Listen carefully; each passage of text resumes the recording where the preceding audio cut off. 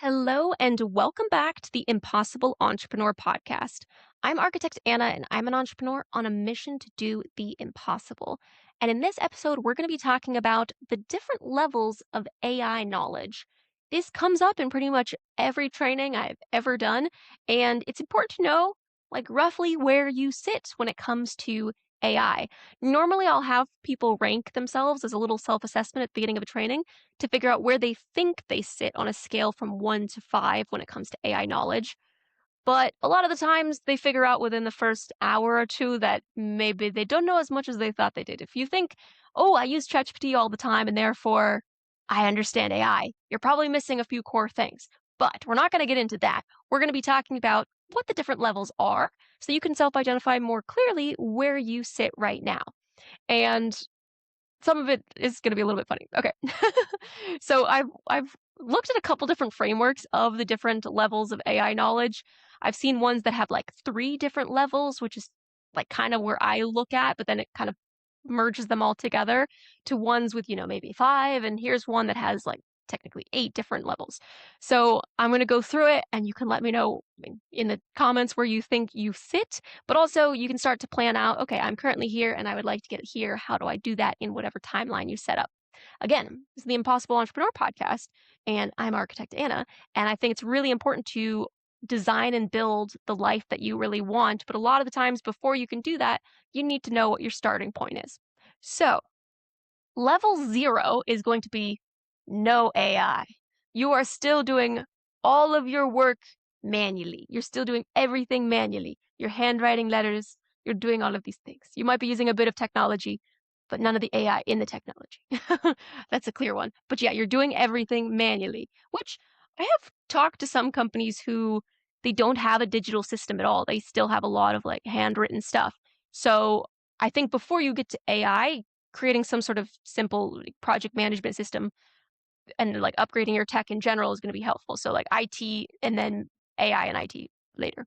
So the next level is level 1. So this is going to be unaware AI. And there's going to be a lot of unhappy people who hate AI that don't realize that you are in this category. And that is going to be you use features on your phone or computer which you didn't know were AI. So there's so many different things out there now that use some form of AI without people realizing, like Google Maps, like Netflix. So if you use any of those things, this is probably AI. Also, I mean, people usually watching this on social media, if you're using social media, there's a lot of algorithms behind it that do use parts of artificial intelligence to gather information and give you results. So if you think you're not using AI, it's very possible that you already are. So the next level is basic AI. So you experiment with tools like ChatGPT, maybe Midjourney, you've made a couple images.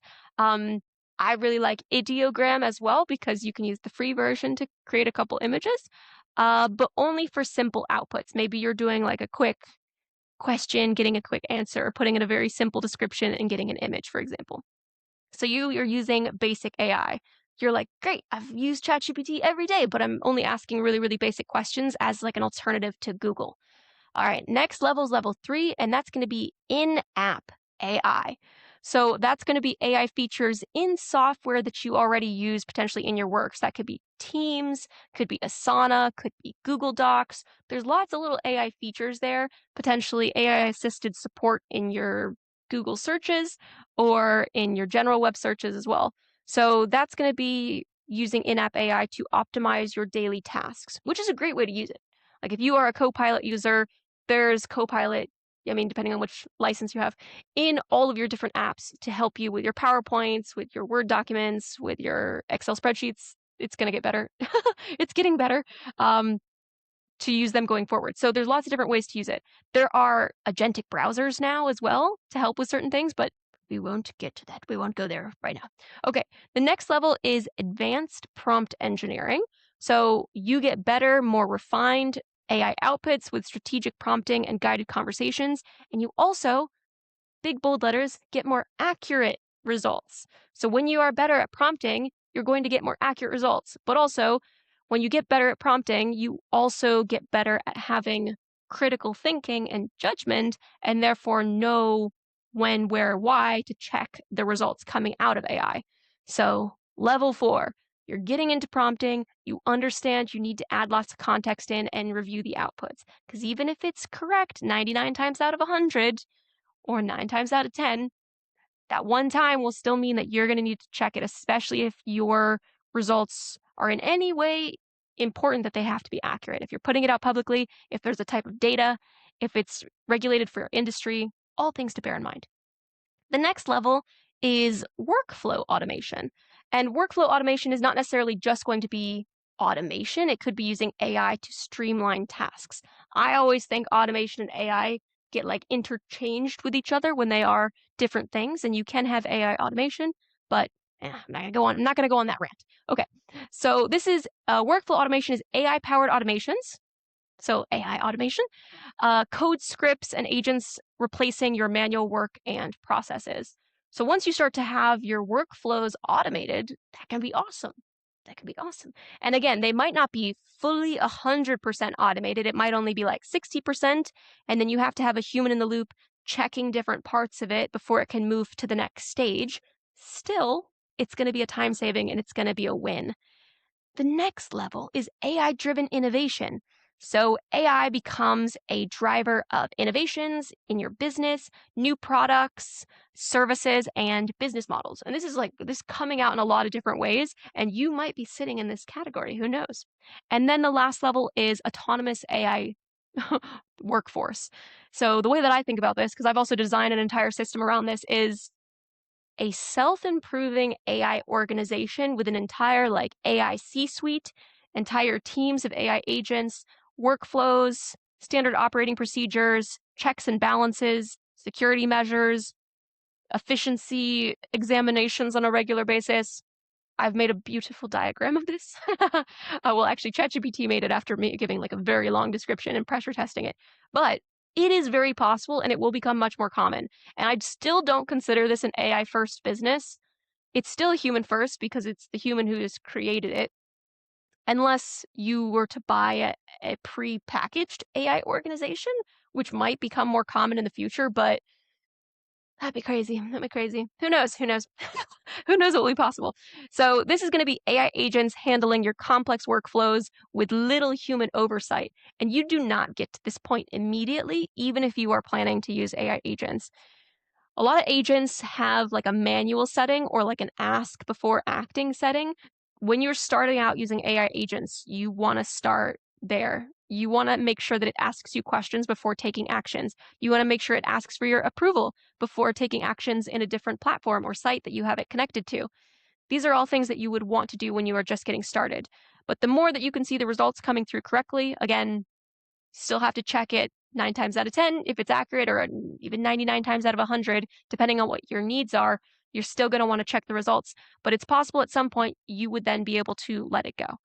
I mean, I talked about an example episodes ago, which was about 5 different AI agents monitoring plants and then using checks and balances to make sure that they were going to get the most accurate, best results for those plants. So again, even if you have an AI agent, it's possible that you might have an external system that also reviews its results, as well as you reviewing its results. And there are going to be some things that might always sit with you. They might always need your approval.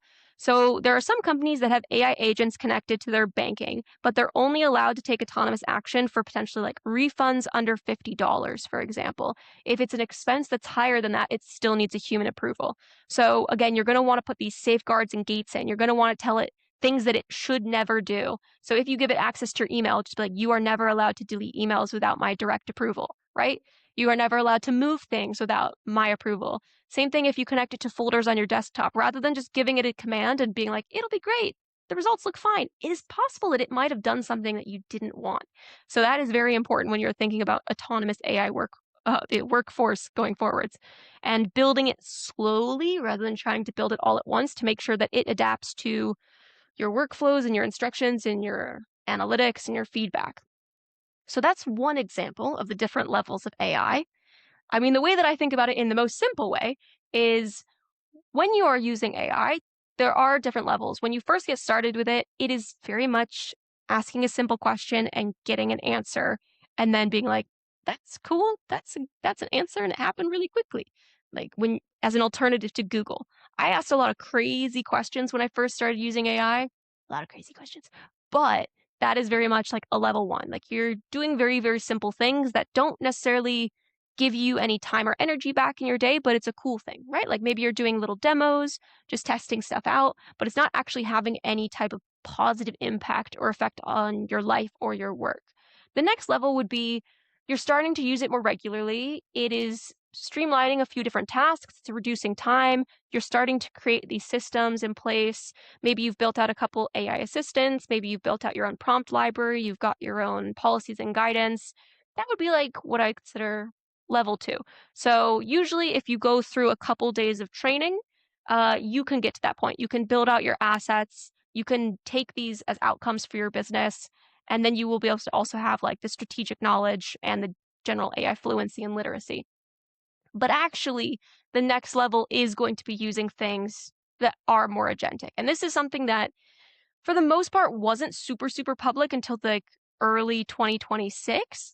But now that these things are rolling out and also becoming more reliable, it's it's good to bear in mind, and even if it's not something your business can do right now, maybe it's something that it will be able to do in 6 months or 12 months or 18 months.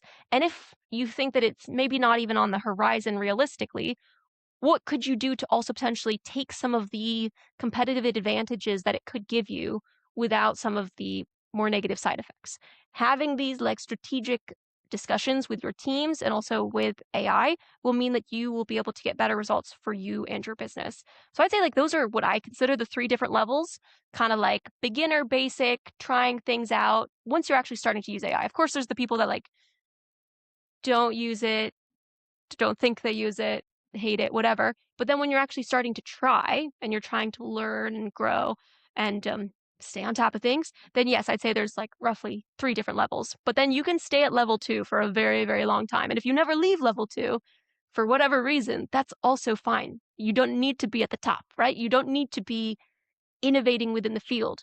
Also, when you think about AI innovators, you could think, okay, that's just the people that are at these major organizations like Anthropic or OpenAI or any of those. But also, there's so many startups out there doing some pretty crazy things. There's also a ton of startups using AI as like a little wrapper and saying everything that they're doing is agentic, and that's false. So also knowing the difference for you and your company about what's really effective and what's just like a simple marketing ploy, to use a word like sustainability was a buzzword for a while and like greenwashing was a thing. So when it comes to like VC funding and investment, AI became like part of what you need to include to be able to get in funding. And now it's become a thing. But there are so many exciting things happening, and there are people doing amazing stuff that don't get any type of news time as much as like OpenAI and Anthropic and all of the others out there. So just bear that in mind. You might be an innovator in the work that you are doing, and I'm not trying to undermine that in any way. You are doing amazing things. So yes, for a basic user for like conversational AI, that might be writing simple queries, generating basic emails. So like make this email better, make it more engaging, make me sound more professional, whatever. And like summarizing text. Like, here's a document. Can you summarize it? Cool. Thanks. Peace. Next would be prompt engineering. So that's more like context aware. So again, yes, this is a very important step, understanding that context is king when it comes to AI, adding in valuable context, because it is not a mind reader. It does not know what you want necessarily. Even if you tell it in a little bit of detail, tell it why that's what you want. Give it examples of what you want. Give it as much context as possible. It doesn't know your history. It doesn't know your expertise. It doesn't know your industry in the way that you know it. So make sure that you add it in so that you get the results that you want. All right, so prompt engineering, context aware. Then there's the collaborator, which again goes into this like workflow automation level. And again, it could be a workflow that doesn't actually involve automation. It just involves you using an AI. So an AI workflow that doesn't involve automation could be that you have ChatGPT, you've created a couple custom GPTs or AI assistants, which if you're in different tools, in Claude, they might be called projects. In Gemini, they're called gems. In Copilot, they're called agents, even though they're not agents, in the ones that you would build. What you might do is you have a step, you have like a piece of data, you then put it into your AI assistant, it then generates a report. Cool. that's still a workflow, even though it doesn't involve automation necessarily. It's still like an AI workflow. So depending on what you're doing, you might not have an external automation system. A lot of platforms have simple automations built in, which I would recommend you check what you have before tacking on a third one like Zapier Make or N8N. So I'm using N8N for my business purposes because it's quite secure and it does a lot of really interesting things, and I can track where things might go wrong throughout the process. So when I have an AI agent run a weekly security check across my custom CRM system and my automations and my email marketing system and my funnel and all of that, it can pull all of those details out and I can know where to locate the problem. But again, it's gonna it's gonna depend where you're currently at. Then you've got systems builders. You might be building out systems. You might be actually taking these initiatives yourself. You could be an AI champion within your business. You could be a leader driving change within your industry. Amazing. And then there is the last stage, which is the visionary. And that's not just like major CEOs of huge companies. That could be someone who is around the corner tinkering and testing things out in, Claude Code or on their terminal, or doing lots of things with different tools, connecting APIs, building stuff, making new services and products happen out of nothing. So that could be you as well. It could be that you are creating a vision from an app that you had, right? Like I deal with things in my own life. And then I'm like, hey, maybe I could solve that problem with AI. And yes, maybe that's like a simple strategy session with a chatbot. Maybe that's actually building out a system with like a no code or vibe coding tool like Lovable, and then testing it out on my phone. Like I'm currently beta testing an app that I built on my phone that I think could help a lot of people. But currently it is not working. I mean, it's working, but it's flawed. So I need to go back and fix it with some spare time that I will carve out. But yeah, it's like, how can you use these tools to also do good, I think? So rather than just being a visionary for innovation, if you can also equally be a visionary for how these things can be used for good and how they can actually help people and humans, and rather than just someone's profit margin, then that would be awesome and my recommendation, and I'd love to work with you. But yes, if your objective is to be a visionary so that you can cut jobs and all of these things, honestly, maybe reevaluate your priorities, because at the end of the day, we're all in this together. And I think it's really important to look after each other as much as you can. So you might have been given certain gifts. You might be exceptional in certain areas. And if you can find a way to give back to others, then that would be lovely. That'd be great. And I am pretty sure that you can use AI to help you do that. Whatever it might be, if you are a gifted artist and you're like, well, I'm not using AI because AI is stealing artwork. Okay, but you are a gifted artist. What could AI do to help you share your work with the world? Could it help you with admin? And could it help you with marketing? Could it help with you with sales? Could it help you with strategy, with operations, with your workflows? What could it help you with so that you can actually be on the level that you want and have the level of impact that you want as well? So it's not just about AI taking away. I think a lot of people see it as taking, because that's what we see in the news. But when you're thinking about the different levels of AI, I think also there's a massive mindset shift at different levels, and you start to see these like massive opportunities unlock. So rather than looking at what AI is taking away from you and taking away from others, think about what it could give back. What could you give back? What are you inherently good at? What do you care about that you could use AI to do even better things with? So there's lots of different levels of AI. I'd love to know which level you feel like you're sitting at. I know I've given like 3 different examples of what levels are, so feel free to pick. You're like, I'm a solid prompter. Cool. I'm happy for you. Good. You know how to put in context. You know that you need to have critical thinking and judgment and check these tools because the results can be mistakes. It can hallucinate and make things up to 20% of the time, which is no fun. So always good to check these things. So as long as like you know that, you're already at a really strong starting point. There are over 100,000 different AI tools out there and AI wrappers that are on top of other large language models. And I think knowing the differences between these different things and how they impact you, how they impact your data, how you're using them securely, how you might use them to your advantage in your work, in your personal life, is all really, really important to know. So if you have any questions, let me know. I've got a free community group on School, which I'll link in the description. But also feel free to reach out, and I'll link my website as well. So in the next episode, we're going to be talking about the science of achievement versus the art of fulfillment, which will be nice. I am getting better at one of those areas and still struggling with one of them. You can identify which of them you feel you are strong with and which are weaker and how you would like to prioritize them going forwards. So I will see you in the next episode, and I hope you have a lovely day. Bye.